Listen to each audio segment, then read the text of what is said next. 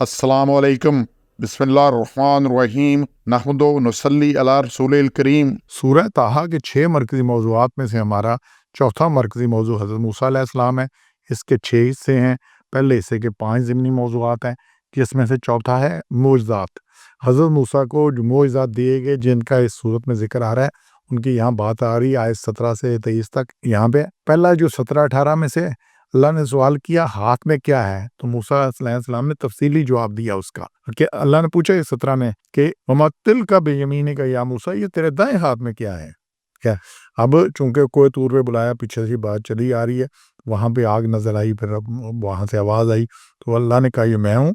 तो वो क्या है हाथ में, तो मूसा ने क्या है, ये मेरा असा है। ये क्या है, असा कहते हैं डंडे को। तो अल्लाह ने नबूवत बाकी सब कुछ देने से पहले पूछा सबसे पहले ये असा डंडा, वो डंडा है।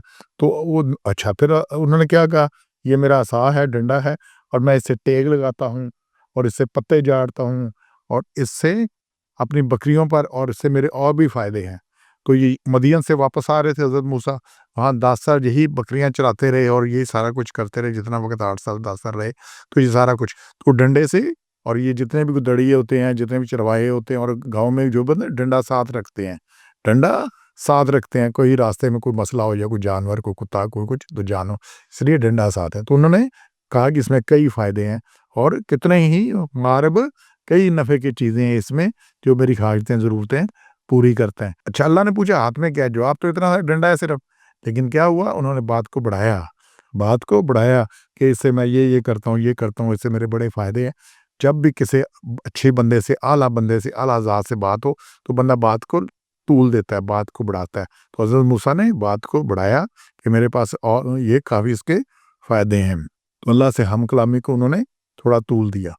तो अच्छा, दूसरा नुकता, हाथ का सा दौड़ते साम में तब्दील हो गया, ये 19-20 में है। तो काल अलका या मूसा, अलका क्या है, डालना, लिखा डाल देना, फेंक देना, इसे फेंको। तो जब उन्होंने उसे फेंका तो नगा सांप बन गया दौड़ता हुआ, या तुमता सा सांप बन गया एक दौड़ता हुआ।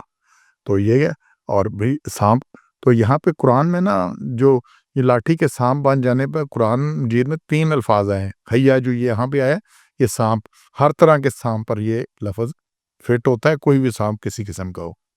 दूसरा सूरह नमल की आयत 10 में जान, सफ़ेद पतला और लंबा सांप, तो उसमें तेज़ी बहुत होती है, जैसे ज़रूरत होती थी वैसा सांप बन जाता था। और फिर सोबान, ये अजदहे को कहते हैं, सूरह राफ की आयत 107 में, अजदहा बहुत बड़ा सांप। तो जो लाठी जब फेंकी, सूरह राफ में आ रहा है, जादूगरों ने तो सबको खा गया वो। तो तेज़ी उसकी ऐसी थी जैसे ये जान पतला सांप होता है। अजदहा में वो तेज़ी नहीं होती, ये सांप ऐसा था जिसमें तेज़ी पतले सांप की तरह की थी और जुस्सा उसका अजदहा की तरह का था। तो लाठी जब फेंकी जाती तो पतला सा सांप बनती, फिर इसके जिस्म में इजाफा शुरू हो जाता और वो बहुत बड़ा सांप बन जाती। तो ये उसकी, उनका ये सांप में तब्दील हो गया। अच्छा, नबूवत बाद में आ रही है, तो अल्लाह ने पहले असा को सांप में बदला। तो इसी पे इकबाल ने कहा है, असा ना हो तो कलीमी है कारे बेबुनियाद, कि अब हज़रत मूसा वो कलीमुल्लाह हैं, अल्लाह से हम कलाम हुए हैं। लेकिन अल्लाह ने डंडा दिया है पहले, कि डंडे को सांप लाया है कि अगर हाथ में डंडा ना हो तो फिर अल्लाह से जो बात करने वाली वो भी किसी को असर नहीं करती। तो असा ना हो तो कलीमी है कारे बेबुनियाद, इसलिए इसी पे सीधे चलती। अब तीसरा मूसा अलैहिस्सलाम का सांप से डरना, ये किस में है, तो उन्होंने कहा कि इसको पकड़ ले और ना डरवा तहफ, और ना डर। तो डरना जो है ना इंसान में है। जब देखा सांप है, अब सोचा सारी रात का अंधेरा रात है, पता नहीं कोई सांप जमा हुआ था सर्दी से याख्ता, मैं उसी को लेकर चलता रहा हूँ, उसी को, तो वो पीछे हट गए उससे। अल्लाह ने कहा ना डर इससे। तो दुनिया में खौफ या तहफ खौफ आ रहा है, जो खौफ नहीं होना औलिया अल्लाह का सूरह यूनुस में आ रहा है, वो क़यामत में है। दुनिया में यहाँ खौफ नबियों को भी हो जाता है। जब इब्राहिम के पास आए फरिश्ते, तो उनसे उन्होंने खौफ खाया जब उन्होंने खाना नहीं खाया, तो अल्लाह ने कहा हम इसे पहली हालत में जल्द ही लुटा देंगे। इसके बाद जी चौथा है वही अल्लाह ताला का ना डरने की तसल्ली, और उसे पकड़, ये वापस सांप बन जाएगा। ये किस में बात आ रही है, ये कि अल्लाह ने किसी को पकड़, डर मत इससे। फिर अल्लाह ने 22 में चमकते हाथ का दूसरा मौजूद अनायत किया। तो उन्होंने कहा, अल्लाह ने कहा ये बगल में हाथ लगा और ये किसी बगैर ऐप के चमकता हुआ निकले आएगा। ये नहीं कोई बरस होगा इसके ऊपर, या चंबल या बर्श या कोई बीमारी होती है जिसके निशान रहा है, सफेदी आ जाती है, ये ऐसी कोई नहीं हो, ये चमक रहा होगा। बैजा ज़िया कहते हैं रोशनी को, ज़िया कहते हैं रोशनी को, जो रोशनी निकलती हो।